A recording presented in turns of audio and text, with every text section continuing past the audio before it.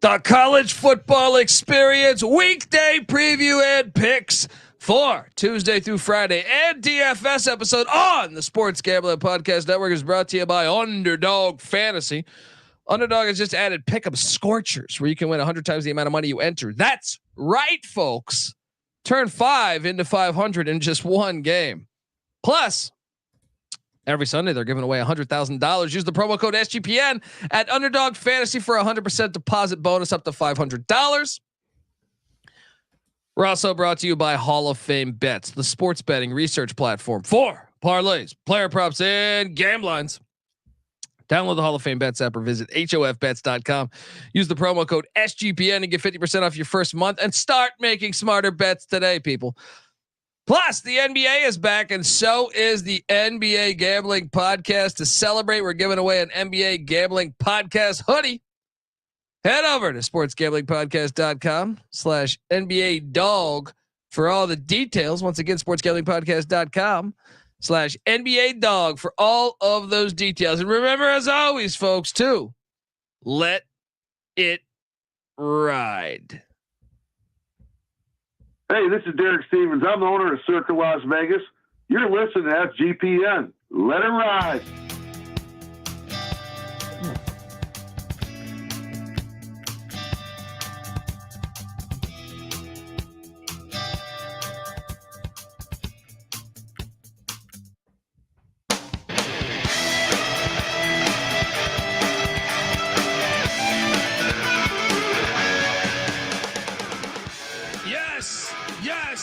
Yes. Welcome to the college football experience. Weekday preview and picks. This guy doesn't even help me. I got the FCS shit in the background. We're just going from one show to the other show. Whoops. But we have a loaded weekday slate. A lot of games that I'm excited to watch. It's a good week. I'd say better than most weeks, but still we'll get to a couple games that probably could have been added to make it a little bit better. But definitely.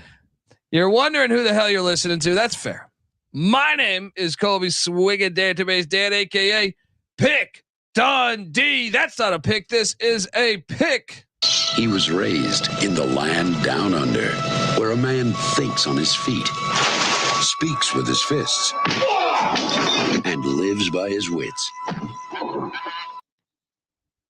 When Dundee happened, he was a superstar. I'm probably drinking too much and celebrating too much and not sleeping. I would have killed a normal man, but no, that's gone. The medical advice I got from that was like being hit by lightning. Pretend it never happened and get on with your life.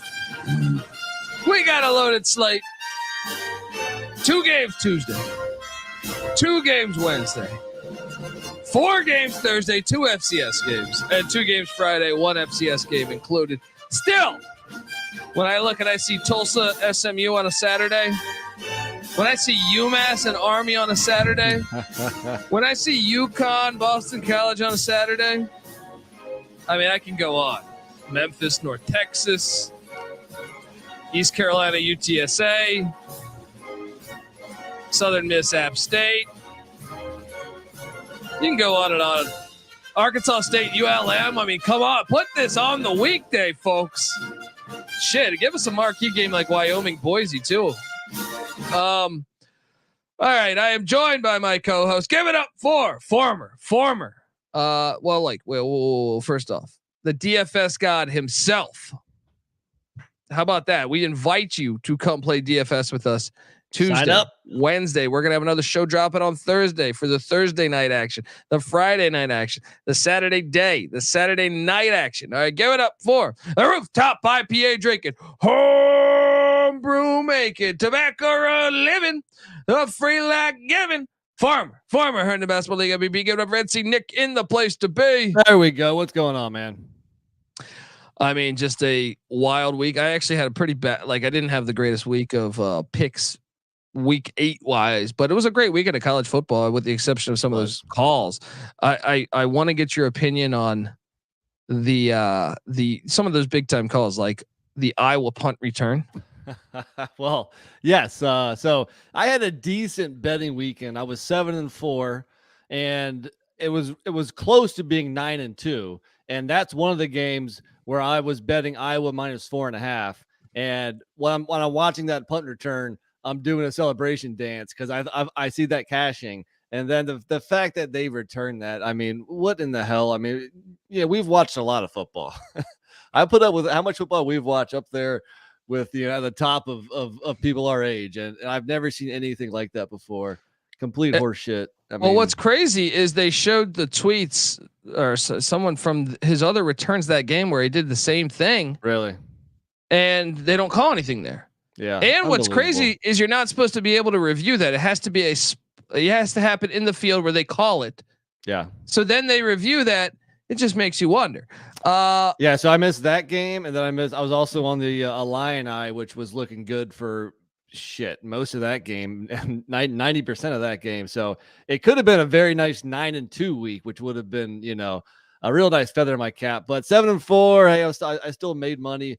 The games I missed, Clemson, dude, that's just pathetic. Miami on their backup quarterback. Clemson's is awful. Their offense is awful. Yeah. And then Arkansas just did not show up. And I know you were on that as well. 3 points at home against Mississippi State, unbelievable. But you're right. It was a good weekend. I mean, just look at the top 10. A lot happened in the top 10. I mean, Washington almost lost. I mean, USC lost. How about the Utah Utes? You want to talk about that for a second? I mean, Utah with a walk-on quarterback beats the reigning Heisman Trophy champion. That's the best part about football. That's the best part about football is that you can do that. Such a great program. Like, how can you not root for Utah?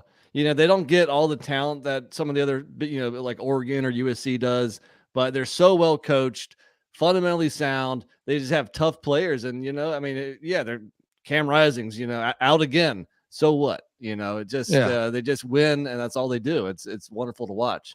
But let's also talk about the lock battle. The lock battle in Columbus. 1 of 16 on third downs, and that one came with under a minute left. Yeah, sure. Well, I like to think that I kind of pegged this pretty accurately. I said Ohio State and Jim Knowles, their defense is a lot better than it's been the last few years. And Drew Aller on the road is very questionable. And that's kind of exactly what happened. I'm going to put a little bit of that on Franklin, though. They did not take any shots. You have, I don't care if you have Frank Gore Jr. at quarterback, right? At least take shots down the field to make the defense stress out. Agreed. They were just playing to lose, in my opinion. Right. Right.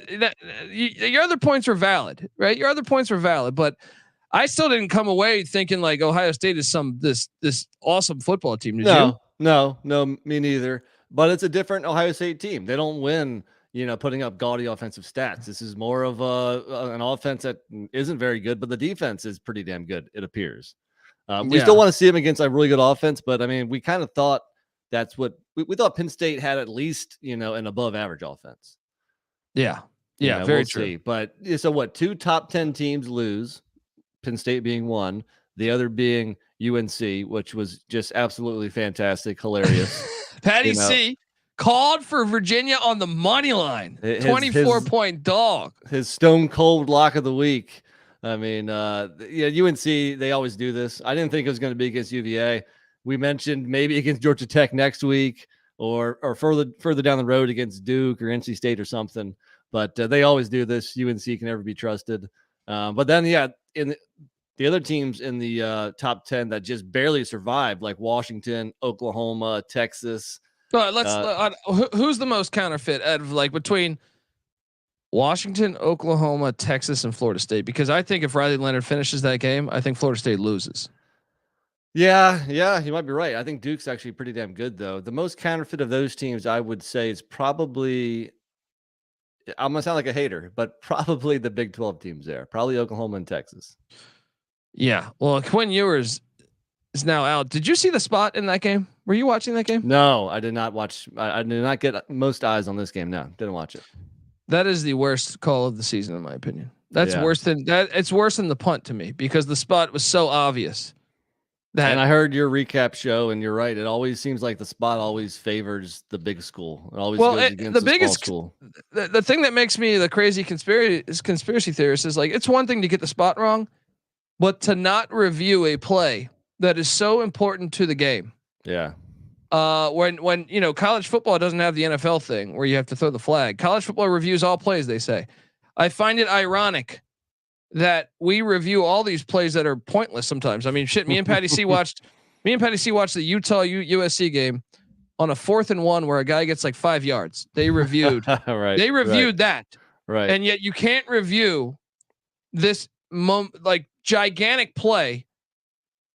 I find it too much of a coincidence. You know what I mean? Yeah. Like, it definitely wouldn't happen the other way around if Texas was down and they needed to get a first down. You damn sure they'd be reviewing that. So now, speaking of reviewing things, Michigan State's under fire. Did you get the trivia question right? Who was leading the how was it phrased? I forget, but who was leading the German army in 1942? Interesting. I don't know why we're making such a big deal out of this thing, because they weren't like promoting it like, hey, go Hitler. It's just trivia. I mean, it's really it's a softball. Like, who doesn't know that? Like, come on. That's the real crime here, is that they threw that question on there. Can we get something a little bit more challenging? Yeah. Okay. And we don't want to delete our history here. This thing really happened. We should be talking about this. They're not saying they're on Team Hitler here.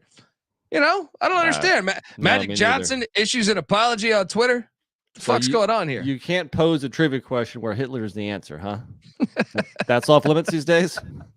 Yeah, I know. What's going on here? And I love how Magic Johnson, that's the tweet he sends out saying he's embarrassed by Michigan State. They only had Mel Tucker situation, guys on phone calls with the rape victim. Who knows why he's married. You got Larry Nasser. You got all this other shit going on over the past 10 years. The timing, though, isn't ideal. Like, we all know what's going on, in Israel. And so the timing isn't ideal but still, I mean, give me a break. I'm just waiting for East Carolina should do this one. What is the island where everyone went to have? Come on. Speaking of UNC, I bet you Mac Brown knows. It's true. That's true. That'd be offensive to North Carolina fans because Mac would be. Who put that up there? Okay. Other outcomes. I mean, so I wanted your take on Duke. I think Duke is going to actually, as long as Riley Leonard's healthy, I actually think they're going to beat Louisville this weekend. I'm sold.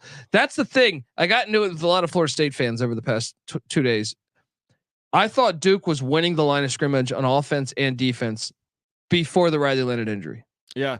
So the question is, I mean, did we try to bring him back too soon? And even in the game, he wasn't 100%. Shit, he wasn't even 75%. He couldn't really run at all. He had one. He had one run of like 15, 20 yards, but you could tell like he wasn't moving the way he usually does. So, and then he gets injured, and you're always thinking like, did they bring him back too soon? What if they just sat him for Florida State and got him completely healthy for Louisville? But I mean, I don't know. I guess the rear view is always, So, is he healthy? I don't know. I don't think so. So I think it's gonna be a tough game again.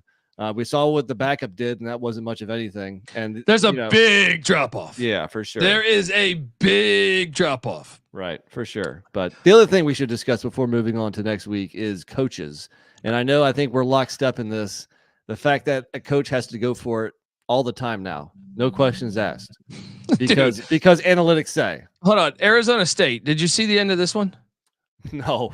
that game was on way too late for my East Coast dad. I figured, but Arizona State was up 7-6, right?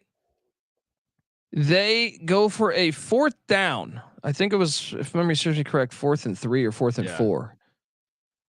Which would have been a chip shot field goal. They're at the 5-yard line or something, 10-yard line, something like that. So they could have made the game 10-6. Washington didn't score an offensive touchdown the entire game. They go for a 4th down, and even more hilarious is they throw a 90-yard pick six. Yeah. We've lost our minds with the coaching thing. Like what game were you thinking of? Well, there's a couple of them. What game was it where someone went for it on like 4th and 12 or something rather than kicking a field goal? Yeah. Wait, it was probably early on, and because I remember you texting me.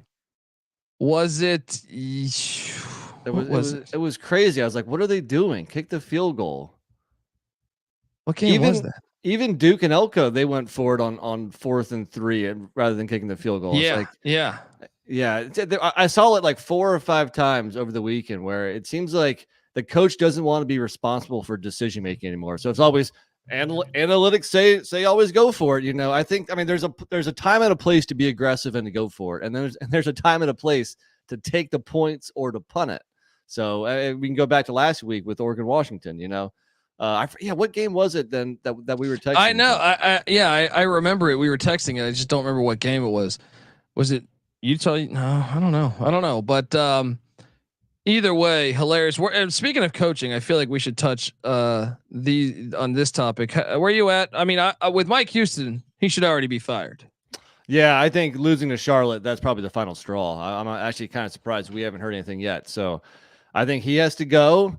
Sean Clark, not too far behind. This is year 3 or is it year 4? Yeah. But man, come on. I think it's 4. I think it's 4. I don't know. I got to double check on that. Yeah. I think it's 4. But yeah, I mean those just catastrophic. I mean, to me, East Carolina, you're in the AAC where they lose UCF, they lose Houston, they lose Cincinnati. Short of Tulane and SMU, you should be in that mix based on your history. You're in year 5. You should be right there with Tulane and SMU and UTSA for sure. Your enrollment way bigger. You got more money than more fan money that coming in than a lot of other institutions. Mike Houston, I'm sorry, you should be canned tomorrow. And someone brought up a good point. Mike Rose, Gulf Coast Guru, was saying, "Do you call Kerwin Bell from Western Carolina?" Interesting. Yeah. I was thinking Rich Rod, but I mean that's another interesting one there. I like it. Yeah, I don't know, but okay. And then where are we at? Grayson McCall's hit. Here's where we disagree a little bit. I thought it was a dirty play. The dude speared big time. He wasn't, even though I agree that it was a late slide. And late slide should be penalized like 15 yards. If you do a late slide, you should be getting penalized. But that wasn't a natural body movement from the defender. I mean, he went head first, head down. I understand. We used to call it spearing. That's what it was. Well, but my problem is this. I believe he committed to it before McCall agreed to slide. So I think he's thinking, I'm going to be hitting this guy like this, head down. But so I don't think he knew he was going to slide. I almost think even if he didn't slide, it would have been a weird tackle for the defender because of just the way that he completely led with the top of his helmet. Well, I'm just glad the refs agreed with me. They didn't kick him out of the game. I'm always glad for that. That should be a 15-yard penalty. Yeah. Move along. All right. Look, let's get to the weekday games. Unless there's another thing you want to talk about. No, let's pick some games. The good thing about this week, there's only 7 FBS on FBS weekday games, which is down by a couple from last week. But the largest spread is just 7.5 or 8 points, whatever that spread is of that Jacksonville State game. So we got a lot of close spreads. Should be a lot of competitive games here. So it should be a lot of fun. Let's go. All right, but before I do that, I want to tell you that the college football experience is brought to you by Underdog Fantasy. Underdog has just introduced Scorchers. Go 5 for 5 and pick up Scorchers and enjoy a spicy 100 times payout. And for a limited time, Underdog has extended their first deposit bonus up to $500. And every single Sunday, they're giving away $100,000. Yes, 10 lucky players will win $10,000 each and every Sunday. Look, we're talking about dogs. I don't want to reveal I'm going to give you a Saturday dog because this episode we're going to talk about the weekday games. A Saturday dog that I think is live is in Lawrence, Kansas, as the Jayhawks are catching 10.5 points at home against these, dare I say, counterfeit Sooners. Anyway, watch along, make some picks, maybe make a little extra cash over on Underdog's mobile app or website, underdogfantasy.com. When you sign up with the promo code SGPN, Underdog will double your first deposit up to $500. That's Underdog Fantasy, promo code SGPN. We're also brought to you by the NBA Gambling Podcast and their contest that they're doing. The NBA is back, and to celebrate, we're giving a NBA Gambling Podcast hoodie away. Head over to sportsgamblingpodcast.com/NBA dog. All right, to submit a screenshot of you playing NBA Underdog using our promo code SGPN, and one random winner will get a NBA Gambling Podcast hoodie. Just go to sportsgamblingpodcast.com/NBA dog, and remember, as always, folks, to let it ride. All right, on Tuesday, we head to Ruston, Louisiana, where you think Bachmeier's going to get the start here? He came in last week because Turner, I think, was ineffective. So your guess is as good as mine, and I don't even know if it matters. Bachmeier, he's not the quarterback he was 3 years ago or something. So I think that's one of the reasons why I like the visiting Aggies. Well, I'm a Jerry Kill guy, and I've made up my mind. I think, and by the way, La Tech leads this all-time series, I believe, 8-4. Quickly trying to do a deeper dive on this one. Did not get as much time to prep for this episode, but I believe, they've 8-4 the all-time series. But I have declared my favorite quarterback in college football. He has a great nickname. Diego Pissing Pavia. That's the one. This guy's my favorite. All right. And I know the TCE account last year, Noah kind of shit on him and Pavia answered him, basically telling him, and he might get that confused thinking that was me. I would never do such a thing, Diego. All right. First off, did you guys know this? See this? Why was Noah talking shit about a year ago in the week 0 matchup? Pavia played bad, and he listed like his favorite influences as a quarterback, and I guess Noah capped that. This is a year, 13 months ago. Okay. And then Pavia answered saying like something like, I don't know. So basically calling him out. Right. So, and then I answered and I was like, was I drinking and tweeted this? I don't remember tweeting this. Cause I'm like, no, I did it from the TCE account. Pavia is a fucking stud. All right. And he's going to be the best player on the field. Dude, do you know he is a 3-time state wrestling champ? Really? Dude's thick. I mean, I believe it. That's what I love. I don't know if you saw that clip from last week when he's getting up from a first down and going like this for a first down. If you're watching youtube.com/the college experience, the defensive back then gets in his way and kind of like brushes him with the shoulder. Yeah. And Pavia takes the football and bangs it into his face mask. Right. And like keeps it there until the defensive back throw. He's my favorite quarterback because this guy's he's a real dude. He's a football player, right? Yes. He's basically Sammy Ball. We have, this is a real quarterback. This is the way a quarterback should be. Love what I mean? This guy, not only does he lead the team in rushing with 4 touchdowns, 525 yards rushing, he's got 16 touchdowns passing, 5 interceptions. Diego Pissing Pavia, and adding the fact that he pissed on his logos or his rivals logo at midfield. That is why he is the greatest. All right. And he's my favorite quarterback. And that's why I'm not fade. Are you kidding me? And by the way, do I need to throw on top of this that I have a future? I have a shit ton of money on New Mexico State over 5.5 wins. One more win. They're sitting here. It's done. Sitting here at 5-3, and one more win, and they'll be going bowling for the second straight season. They'll be on the over. And by the way, I don't think La Tech's any good.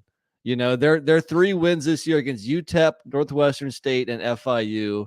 Meanwhile, New Mexico State has won 3 in a row, all by double digits. And New Mexico State's a top 20 rushing team in the country, and La Tech struggles to stop the run, coming in at 125th in the country. So I think your favorite line here, wrong team favored.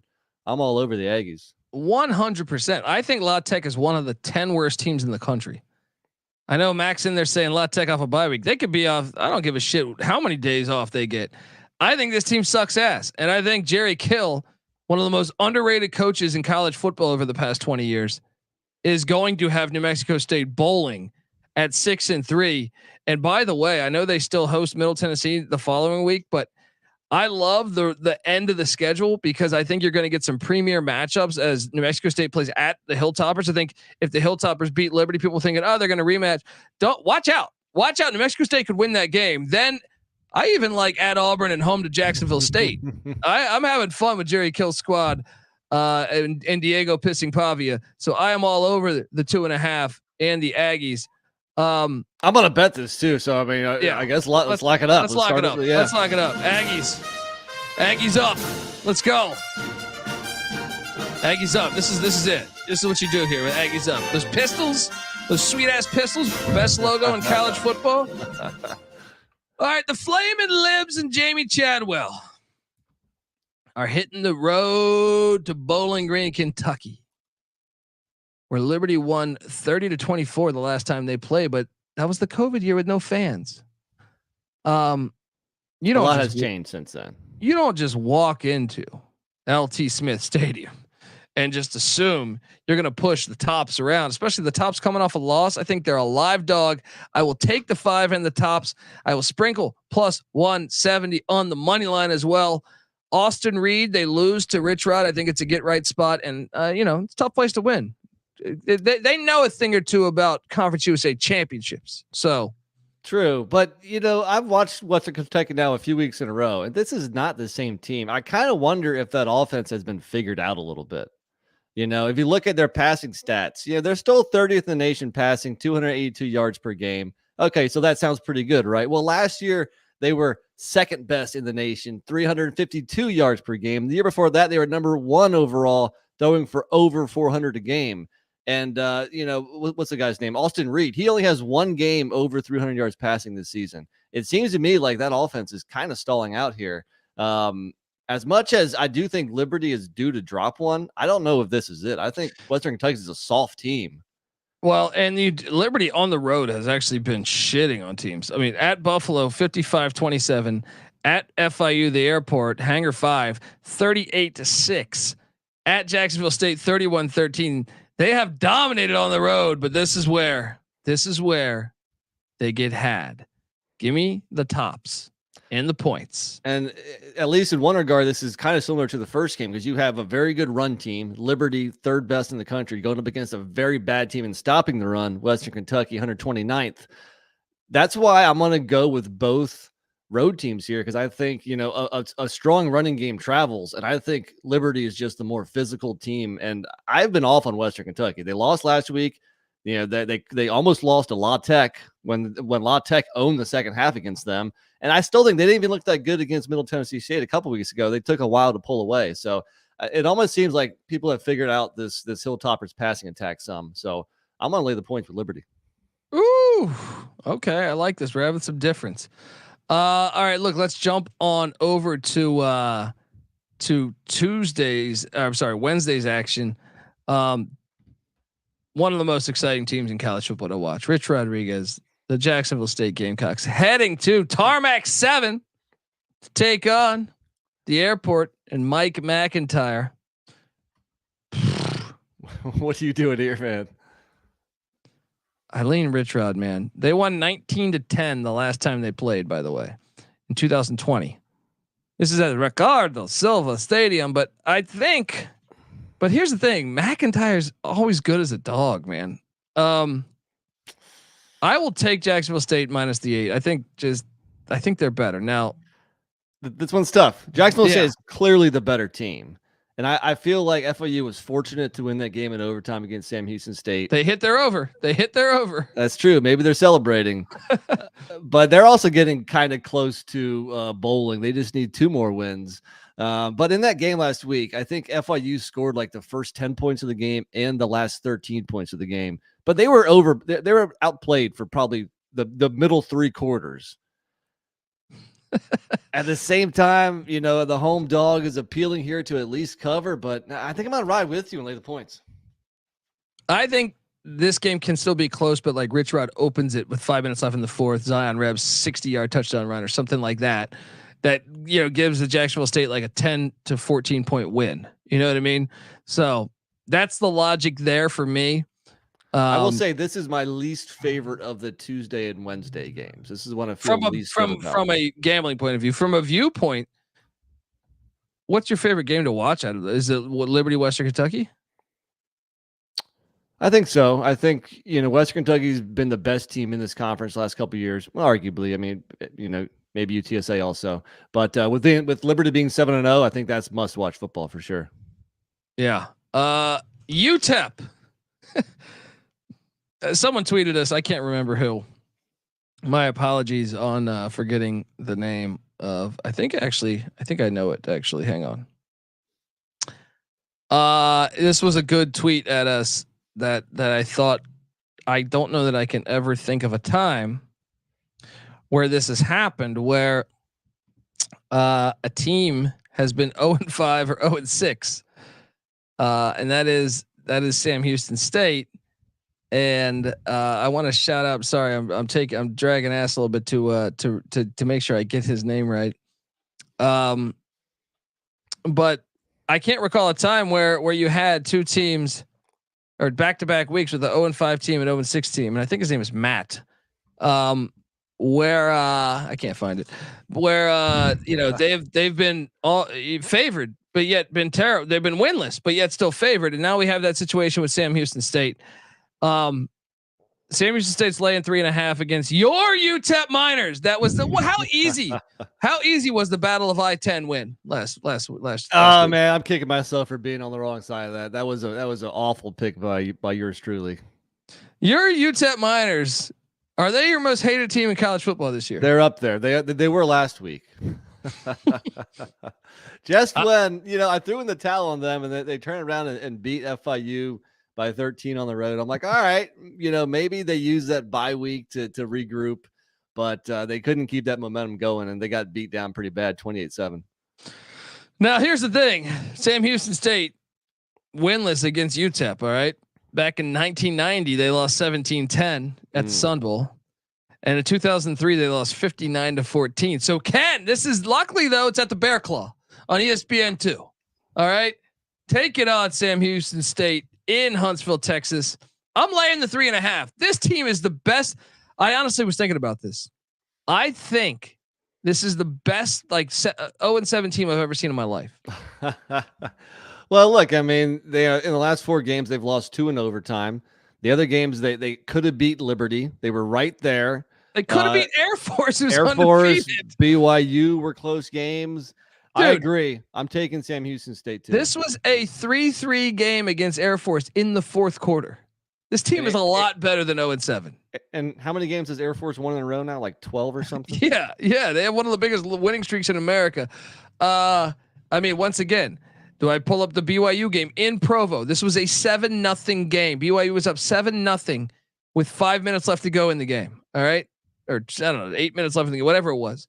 Right. In the fourth quarter. 1-score game. This team's better. They're getting it done right here. Lock it up. Lock it up. Are you in? There's only 2 games. So yes, I will bet this. Yes, I'm on Sam Houston. So if you want to call it a lock, call it a lock. Sure. It's tough. It's tough when they're 0-7, but some good fortune is coming their way. They're going to get a W one of these days. I think this is it. It is. Now we jump over to Thursday's action. But before we do that, folks, I want to tell you that the college football experience weekday preview and picks episode is brought to you by Hall of Fame Bets. Win bigger by betting smarter this NFL season with Hall of Fame Bets, the sports betting analytics platform for parlays, player props, and game lines. Research every NFL, NBA, MLB, and soccer bet with historical stats and data. Stop betting in the dark and join over 30,000 users researching with Hall of Fame Bets to craft more intelligent, data-driven parlays. Download the Hall of Fame Bets app or visit hofbets.com. Use that promo code SGPN to get 50% off your first month today. Start researching, start winning with Hall of Fame Bets. All right, we are back and we have, it's funny. I remember having Clay on, Georgia Southern fan who also works the first down marker there. So watch it. You might be. We should ask him about spots. Yeah. So he says this is not a rivalry game because Georgia State just started their football program in 2013 or some shit like that. I think they've only played 8 times ever or something. No. This will be the 10th meeting ever. Time. Okay, right? That was close. Now they are rivals on the basketball court, but they have a Wikipedia page for this rivalry. So what's it called? Does it have a nickname? They not really. It's just the Southern State rivalry. That's kind of lame. Southern State we need rivalry. Cool here. We need a trophy to be handed back and forth. If you want to make it a rivalry, you got to get a nickname and a trophy. Isn't that a store called Southern States? I think it is. Where you get mulch and shit. I think you might be right. Yeah. Lumber. Yeah, something like that. Definitely get some lumber at Southern States. I don't know what that means. This is a huge game though. as far as JMU folks, they're not eligible. This stupid fucking rule. JMU is like the best team in the Sun Belt the past 2 years, and they're not eligible. They're not eligible to play in the Sun Belt Championship, and that means I think you could make the case that the winner of this is going to have the inside track on winning the Sun Belt. Maybe ODU, but Georgia Southern's 2-1. Georgia State's 3-1. Georgia State just beat the Raging Cajuns of Louisiana for the first time ever. And here we were ready to fire Sean Elliott. He's making us look like fools. Shout out to him. I never wanted to fire him. I'm just saying I thought they might. Right. Unbelievable game. I think this is the best game of the week. And like Liberty, Western Kentucky's awesome, but Georgia State, Georgia Southern, I think is even better. And the game's better because it's at Georgia Southern, because games at Georgia State are kind of tough to watch. There's no crowd there. There's just no atmosphere whatsoever. So I do like this game, as hopefully the rivalry continues to grow and get better and better. I'm curious as to what side you're on, though. I think Georgia State has sold you. I think you're going to go Panthers. I think I am too, but this place is going to be lit. I think I got to go Southern, man. I think it is too tough of an environment. I understand. And the fact that State just had their first win ever against Louisiana. And I don't know if you caught the end of that game. They were up 20-0 on Louisiana. Yeah. Louisiana scored 17 unanswered, got down to the 5-yard line, and State picked them off in the end zone. Pretty fortunate to pull that out.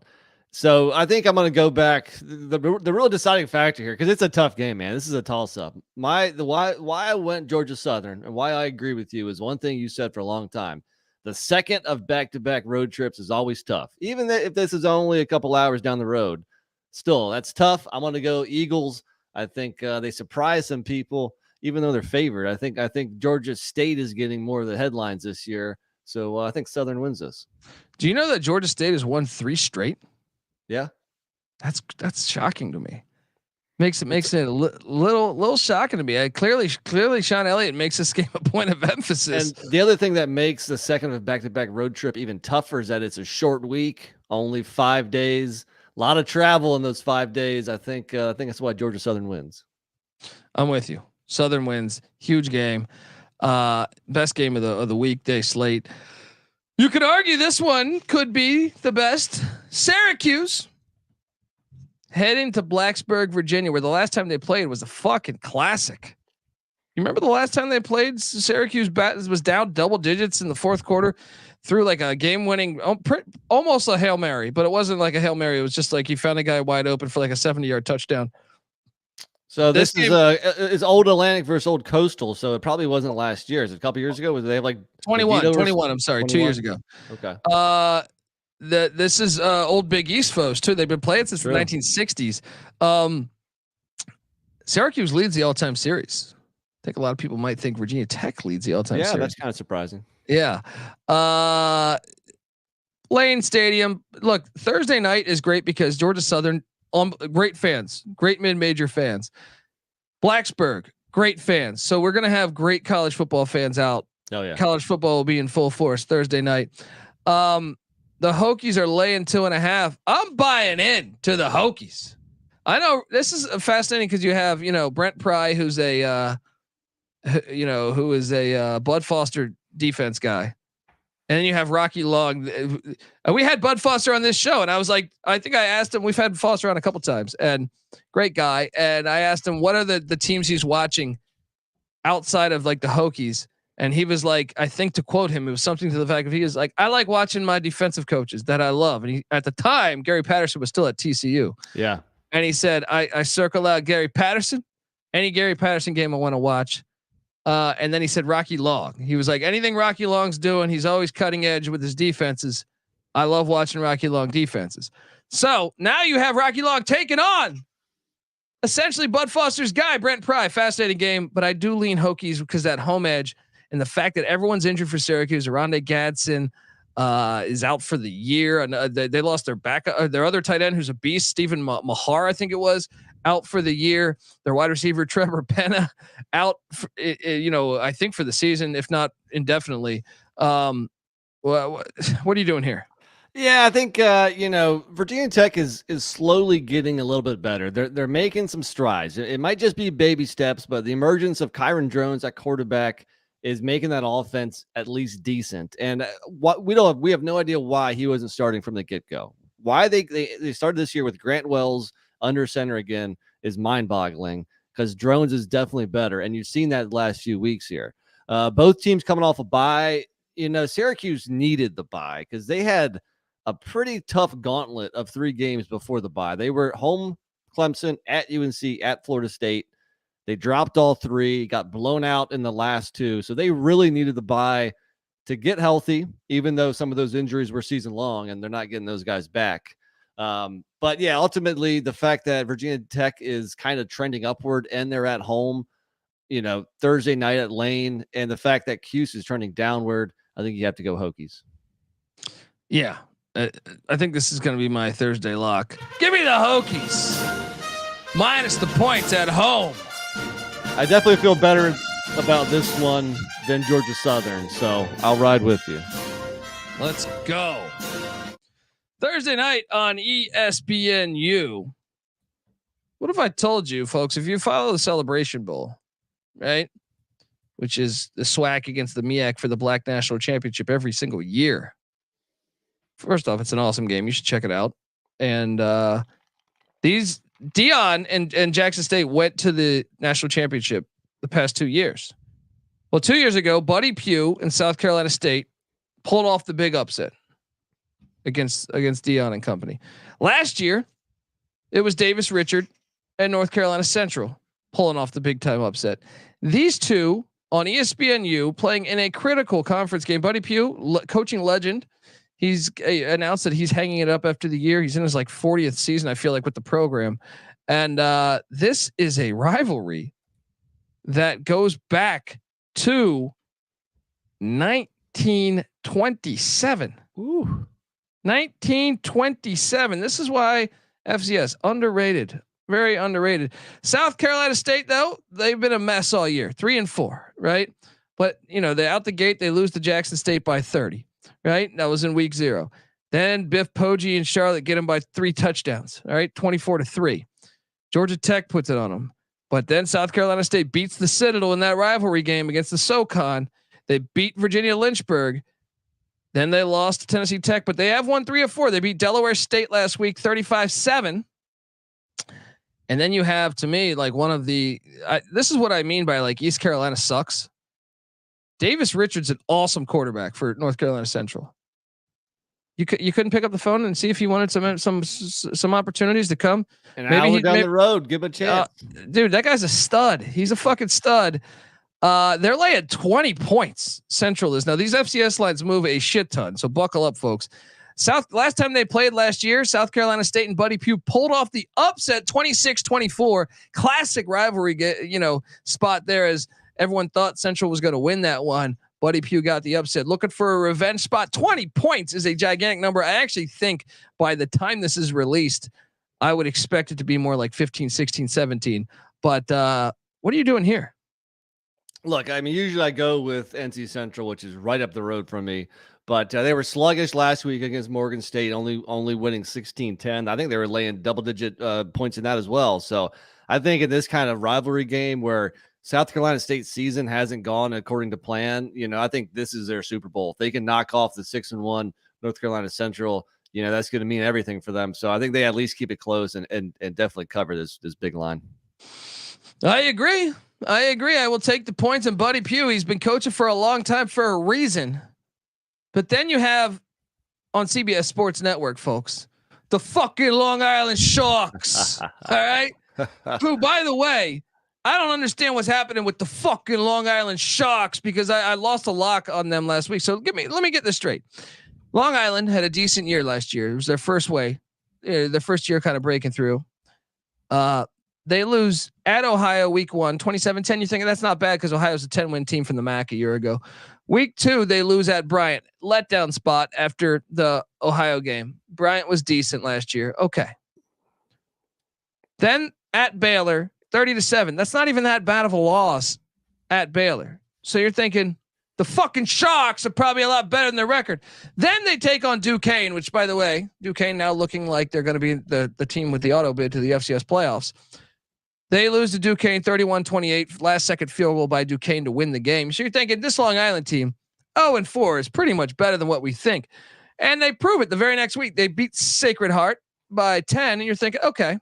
But then they lose to Maine 24-13. And then what the fuck was last week? Ooh. Now I took I'm sorry. I think I opened this up. I actually took Merrimack and the points, but I thought Long Island would win the game. They lost 39-0 to Merrimack.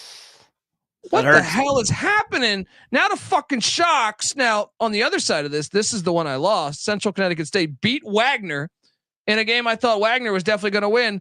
Some say they're the real Blue Devils up there in Central Connecticut State. This I see this line being and by the way, so the fucking Long Island Sharks are traveling to New Britain, Connecticut to take on Central Connecticut State, and I see the line being Long Island -5.5, which you would think Central Connecticut State 3-4, the fucking Sharks 1-6. Why would you have that? Now last year they did play. Long Island won 29-20. So the fucking Sharks covered this number essentially last year. How many times have you said that in this preview? I just love saying it, right? Hey, I don't know. But I'm taking Long Island. The line is telling me that's weird. They're laying 5.5.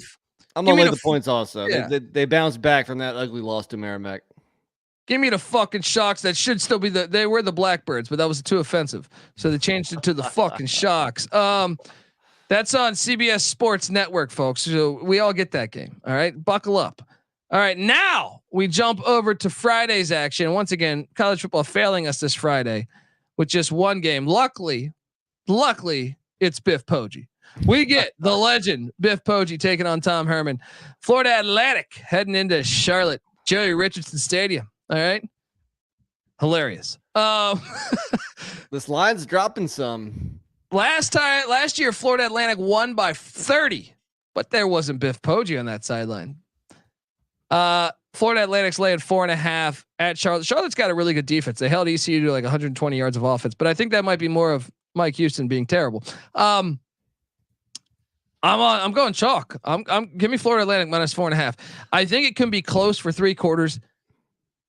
Yeah. FAU is going to open it up. FAU is the better offensive team. That's the difference. They get it done at the Rich. What are you doing here? Yeah, I mean, first off, you have to applaud Biff Poggi because he has made the 49ers competitive in his very first year. I mean, even the games against like Florida, only 22-7. Georgia State was pretty close. SMU was kind of close. So, he is making some strides there, but you have to think FAU is light years ahead as a program than Charlotte right now, talent-wise. And I like the fact that FAU is coming into this game, losing last week to UTSA, while Charlotte just had that big in-state win over ECU. I'm with you. I'm going to lay the points. Opened at 6. Now it's down to 4.5. Yeah. So the early money's coming in on Charlotte, but now I'm going to ride FAU. All right. And then Friday, we do have an Ivy League game. These are a lot of fun. This is on ESPNU, where, the Ivy League's been wacky. We thought Harvard was looking like the best team, and then the Princeton Tigers pull off the upset in that huge game after Harvard had looked great in the FCS. Now, this is an interesting one because Brown is heading to Franklin Field. This is, in my opinion, this is one of the best stadiums in America that we have. I actually think we should play one of our college football playoff games at Franklin Field, folks. The Eagles have played here. This is a classic. Honestly, Google image this thing, man. This stadium is incredible. Why can't Temple just play here too? Yeah. Well, everybody should play. We should play. I'm telling you, college football has these awesome stadiums that they ignore. This is one of the best stadiums in America for a football game, period. I don't care if it's NFL. The Eagles should play here. Fuck. They should play at least one game a year here. They played here for a long time. They should do that. Anyway, Penn is 5-1 and there were dogs at Yale. They went up to the Yale Bowl, got it done by 10. And then Brown, who I was kind of high on Brown, they lay an egg against Jamison Wang and the Big Red of Cornell. Cornell wins 36-14. Now, this series dates back to 1895. They've been playing this since fucking 1895, and Penn has been whooping their ass for the most part. 60. They have they have a 38 all-time game lead on Brown. Once again, they've been playing so many fucking times. But how about this? Brown won last year 34-31. So when I see this line sitting there at Penn -9, I say, give me the points and the Brown Bears all day long. Yes, too many points. These Ivy League games, 9 points is like 3 touchdowns almost. Right. Especially when Brown has a connection like quarterback Jake Wilcox to receiver Wes Rocket. Love that. Yeah. And now with Rocket Sanders out, he's the real Rocket, Wes Rocket. And look, last week, Wilcox had his worst game of the season. 3 touchdowns. Or I'm sorry, 3 interceptions, 2 touchdowns. That was the difference in them losing so bad to Cornell. Go back to previous weeks. He played really good in all those outings. I think Wilcox, has a great game. I like taking the Brown Bears plus the points at legendary Franklin Field, folks. Maybe a little sprinkle too. Come on. No, sprinkle that money line. Sprinkle that money line. Let's go. All right, folks. That concludes the picks port of our segment here. Make sure you subscribe to the College Football Experience on or give us a follow on Twitter at TCE on SGPN, NC Nicks on Twitter at NC_NICK. So wait, did I say 2 underscores? NC__NICK. I can't fucking talk. I won't get one free. There you go. I'm on Twitter at the Colby D. Give us a follow and remember to check out the FCS College Football Experience as we talk FCS there for every conference, every game.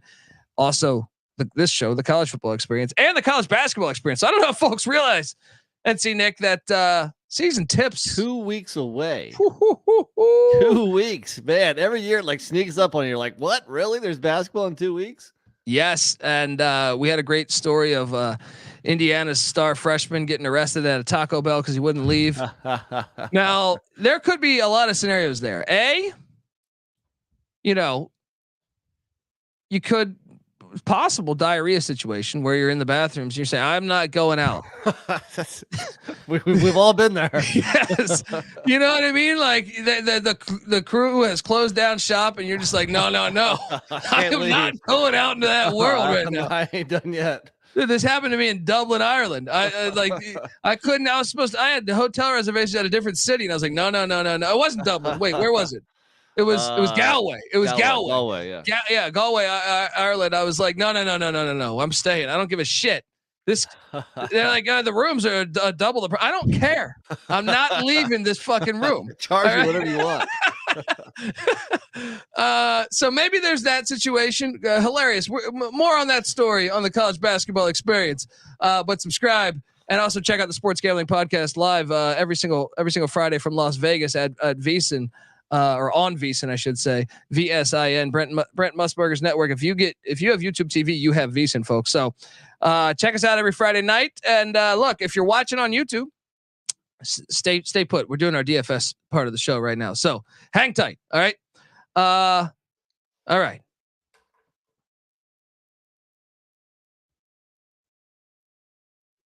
All right, we are back on the College Football Experience weekday DFS show for Tuesday and Wednesday's games. Thursday's lineup has not come out yet. Remember, we go live Thursday morning, so you can still get in on that Thursday night action and Friday night action. We'll go through the Friday lineup. We'll go through the Saturday morning and the Saturday night lineup. When it comes to DFS, I truly believe we put out the best content, Boom. that Mother Nature offers. All right. Let's jump into this. Look, once again, if you're watching on YouTube, this is broken up into 2 parts. So if you're on the audio side of this, but Tuesday slate. Quick recap before we jump into these slates. Where we left off after our Thursday show was the Thursday night DFS, which Colby the Danta base took home. He wins. Great idea rostering Dean Connors, the running back. I tried to tell you about this guy. I actually ended up rostering him too because there was an injury where I had to move.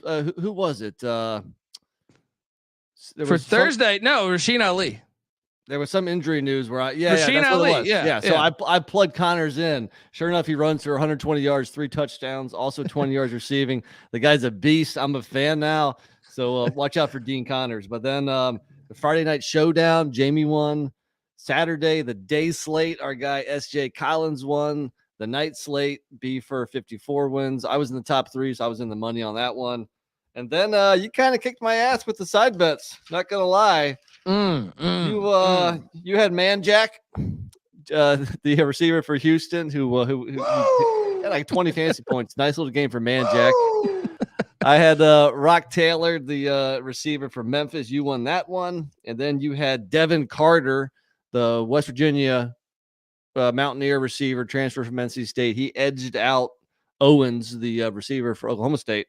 The one I got you in was Jaquin Jackson, the running back for Utah, had a better game than LJ Martin, the running back for BYU. But overall, you took me down last week, so a bottle of bourbon's coming your way.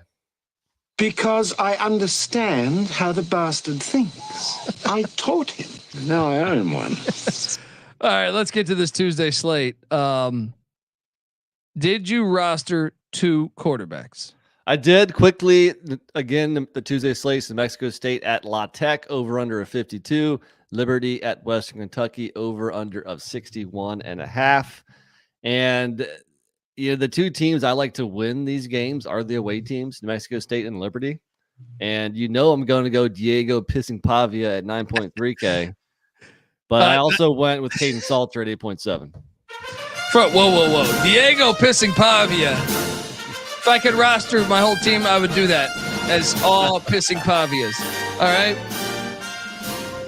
But I did not go with Caden Salter. I went with old. What's that? Austin Reed. Nope. No, you went cheap. Oh, wait. I'm sorry. Did I click on the wrong one? I did click on the wrong one. Okay. I thought you were going to go Bachmeyer or Jack Turner. I was no. Man. I went with Austin Reed there. 8,500. He's got to bounce back. It's a big game. All right. And I think a lot of people are going to do that because he's cheaper, but like we were just saying in the picks episode, the Western Kentucky passing attack has not looked good this year, or at least compared to the 2 previous seasons.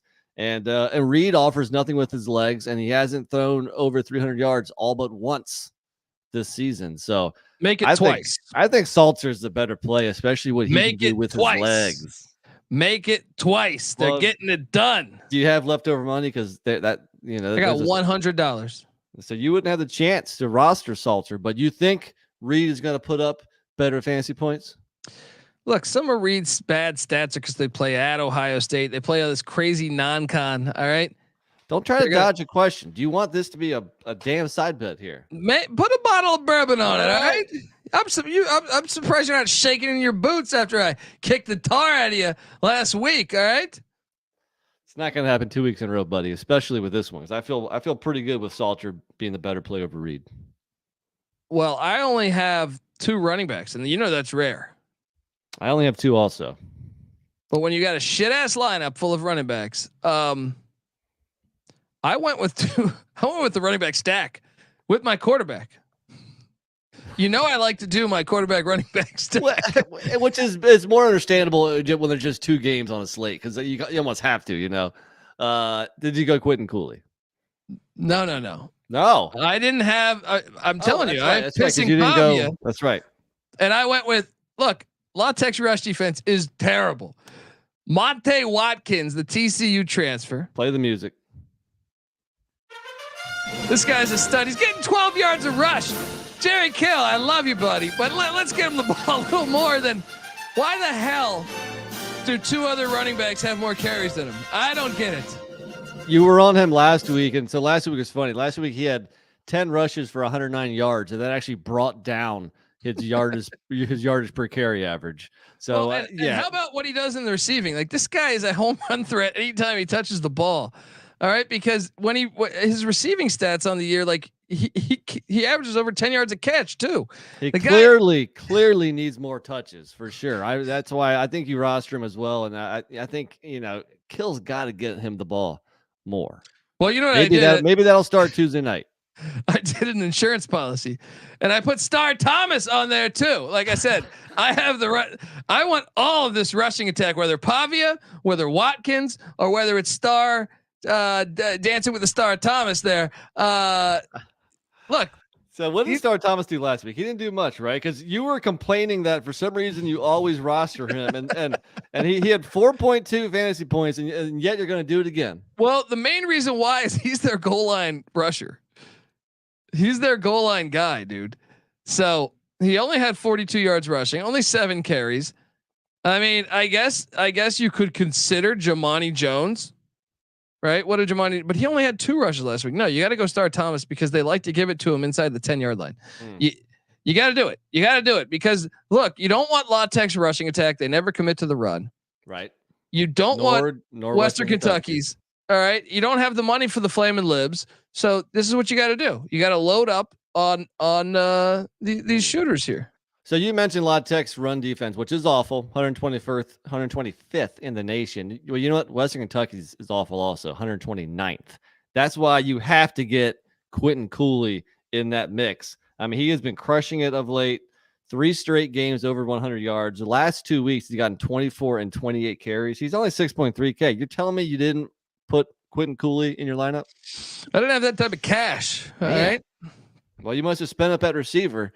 No, I definitely like taking the Liberty rushing attack against Western Kentucky, and also the New Mexico State rushing attack against La Tech. And I have the 2 dual threat quarterbacks and the running backs for each team. But you didn't go with the running back stack. I did not. New Mexico State. Star Thomas is trash. All right, receiving wise, my top guy. Wait a second. Let me see if I can actually have enough money. No, I don't. You had to go Malachi Corley, right?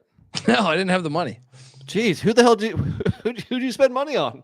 Big Smoke Dog, Smoke Harris at 7K. I rostered Smoke Harris as well. I mean, back-to-back 11 catch games, has 4 games this season with double-digit catches. Sign me up. Smoke Harris, one of my favorites. One of my favorites there. 7K. Go out there and get him. No, I didn't have a lot of money for my wideouts. Actually, all my money was on Austin Reed and Pissing Pavia. So that makes sense because I went with Pavia and Salter, who were more expensive by a couple $100. Well, I guess my receivers are slightly more expensive than yours. Because I also spent 6.3 on Cooley. Who's your second best guy? 5,400. Wow, my second best is 5,900. I went with Liberty's leading receiver, CJ Daniels, averaging 7+ targets over the last 3 games. And he leads the team in catches, yardage, and touchdowns. I did not go with him, but that makes a lot of sense. I went back to the Pissing Pavia Bowl, and look, this guy is he's their home run threat. Trent Hudson, he only has 15 catches on the season, still second best for New Mexico State.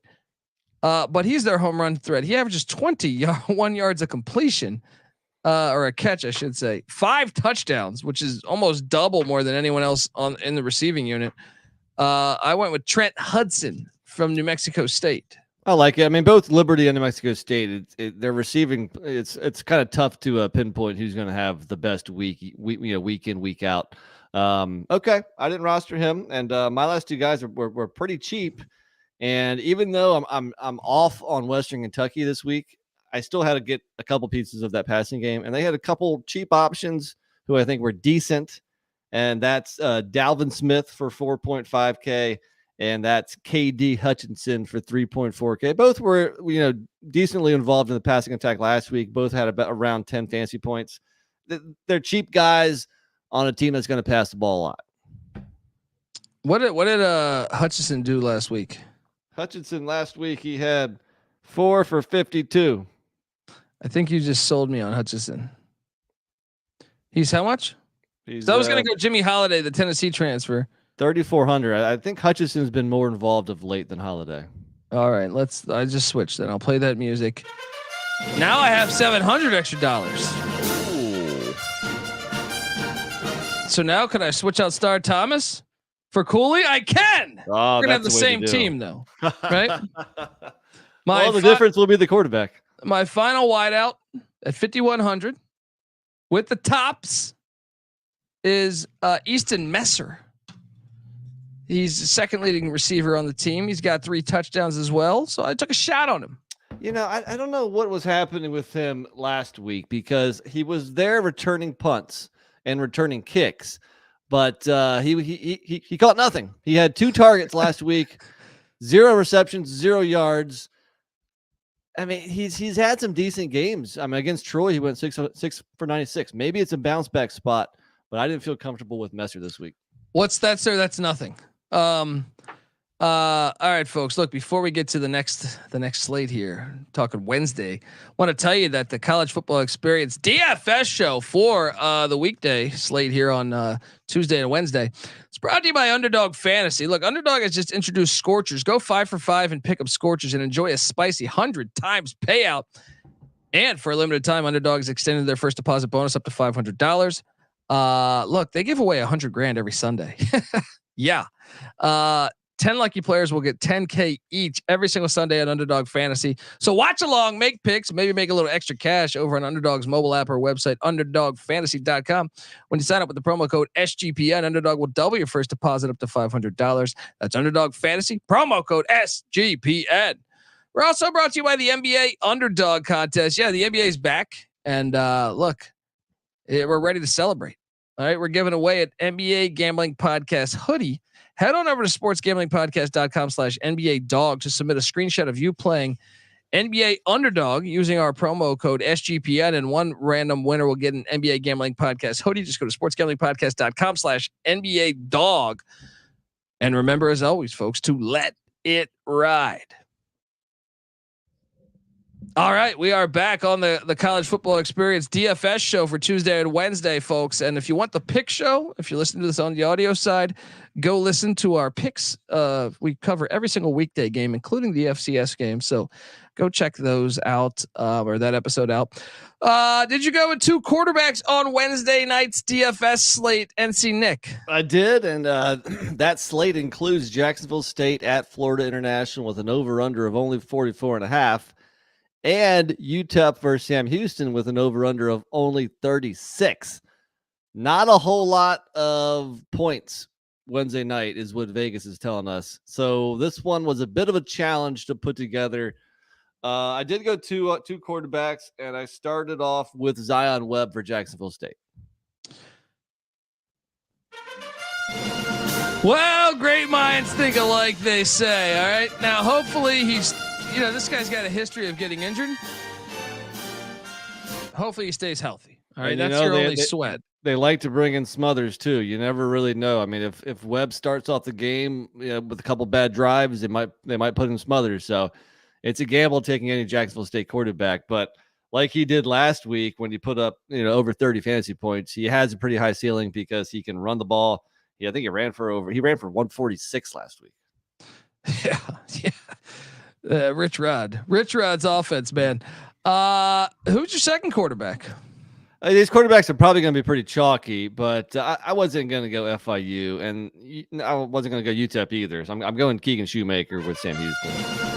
I had to go Keegan Shoemaker too. As much as I wanted to take Cade McConnell, son of East Carolina, former starting quarterback.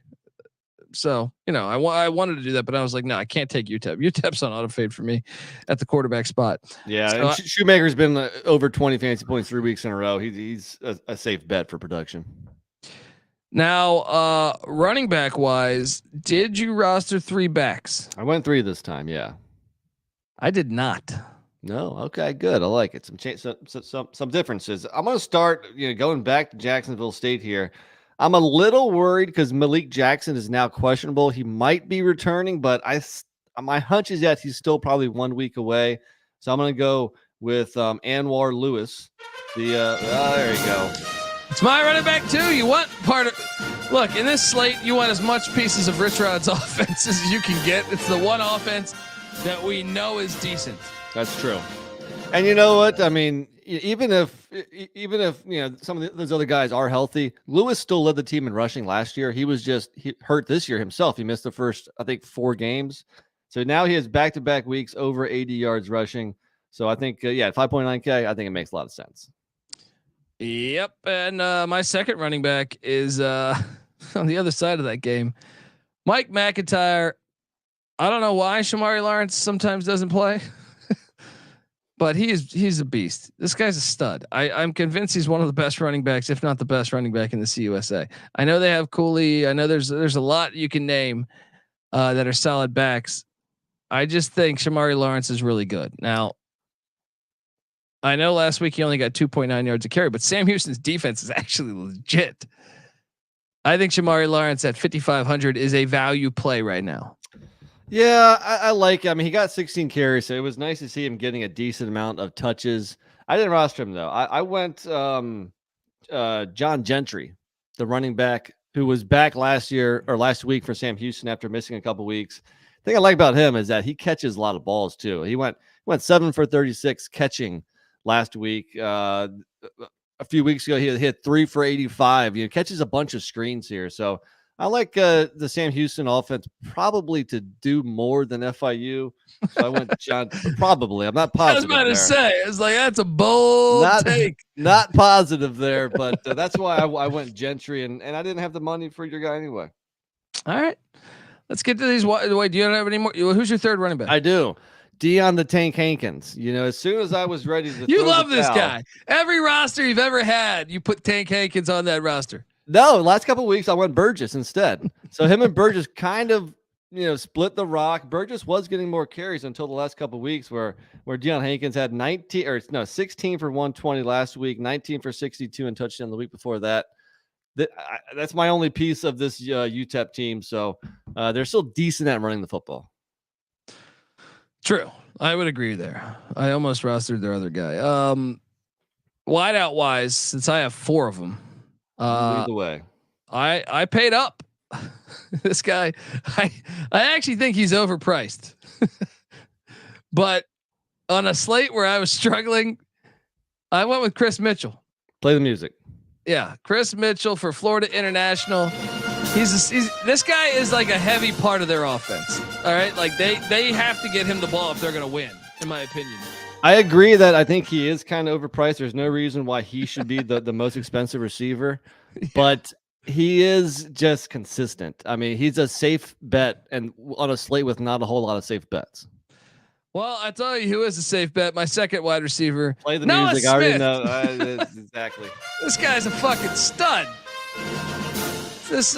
How is he not the most expensive receiver? That's what I'm saying. Have you guys seen his stat log?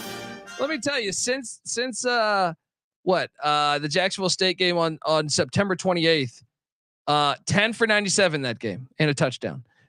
He followed that against the Flamin' Libs. He had 13 for 97.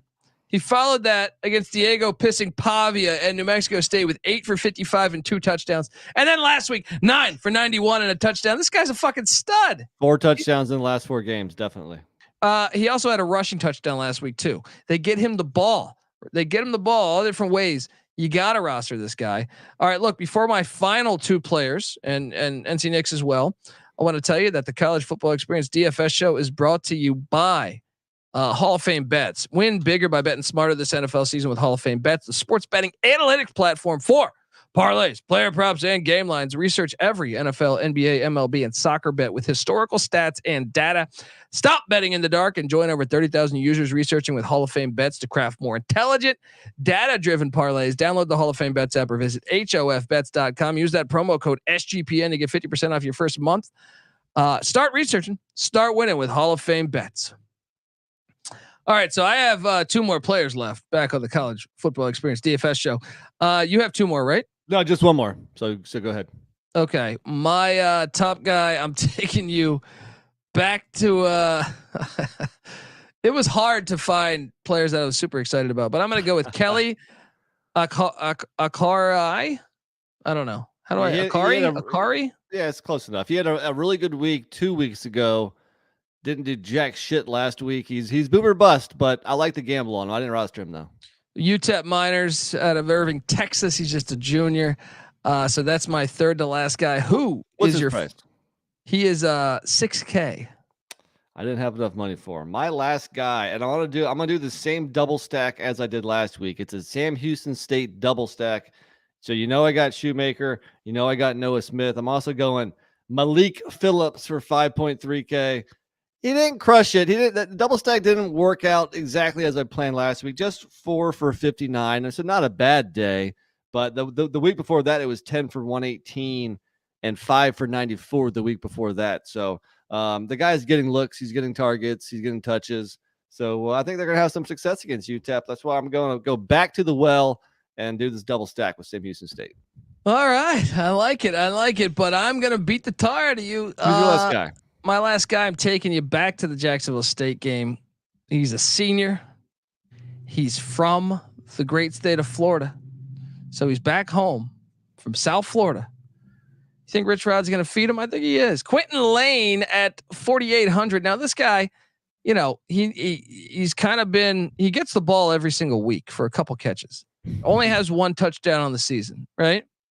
He had 4 catches last week though. I think Rich Rod knows he's home. Give him a touchdown at home in front of mom and dad. So Quentin Lane at 40. I have 100. I have $100 extra. So do you like Lane over Phillips, or you wouldn't have the money because Phillips was 5,300? I'm trying to think of what side bet we can do here. You did not do a third running back. What about Shamari Lawrence against who was your second running back? Gentry or Tank Hankins? What's Tank Hankins' price? 5,700. That's the battle. Shamari Lawrence is gonna beat that shit. Let's do it. Let's go, folks. This battle of bourbon going on here. You can join us. We invite you to come play DFS, folks. Give NC Nick a follow on Twitter at NC__NICK. Also, I will retweet it from the College Football Experience. It's account at TCE on SGPN. It's only for a couple bucks. Regardless, we appreciate you listening. And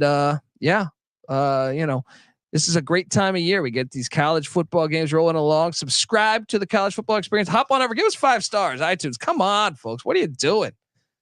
We do all this work. You can't ever. The 2 minutes takes 2 minutes out of your day. Get on over there. Give us a 5-star review. College Football Experience. I also host the FCS College Football Experience. Subscribe to that. And also we host the College Basketball Experience. All right. When the season tips on November 6th, once again, we'll have an episode out November 5th. And we already have, we're in the midst of doing 31 conference previews. Most of them are up. But when the season tips on November 6th, we'll be there every single night of the season, the entire season. Yes. You will hear from us every night. Subscribe, tell a friend. Also, the College Baseball Experience I host with Noah Beanick. That season goes into full swing in February. And check out the Big 12 Experience with Moneyline Mac and Company. Talking anything Big 12, football, basketball, baseball. Check it out. We all come together as one on YouTube, youtube.com/the college experience. Also, check out the Sports Gambling Podcast. As I'm going to be on that college football show in about an hour and a half. And then they're live from Las Vegas on VSiN. Beautiful. VSIN. That network, Brent Musburger's network on YouTube TV, folks. Every single Friday night, 9:00 Pacific, midnight Eastern. Check it out, folks. If I can quickly answer Ryan Hasty in the chat, I don't play NBA DFS. I don't do anything NBA. I don't think Colby does either. No, I dabble a little bit in NFL, but man, I kind of suck at NFL DFS. I'm not gonna lie. I actually did awesome in NFL DFS. I had Lamar Jackson and I had a bunch of other great plays. You know what cost me? I still took home like $20, but I was in play to potentially make a lot of money. And then Bijan Robinson didn't play. So it's not just college; it's NFL too. Can we get some accurate information on these guys? Unbelievable! Everyone else on my team was fantastic except him. What? One of the things that killed me in the day slate last week was I rostered Walker, the running back for Oklahoma. Oh, you know what? They didn't mention that he got suspended for a week. Oh, that's great! Perfect. Yeah. Thanks for telling us. Appreciate that. Shout out to everyone. Shout out to Go Tigers. Shout out to Ryan Hasty. We love you guys, and we're very grateful that you listen to us. Until next time, folks, this is the College Football Experience. You better start thinking about yours, and we out of here.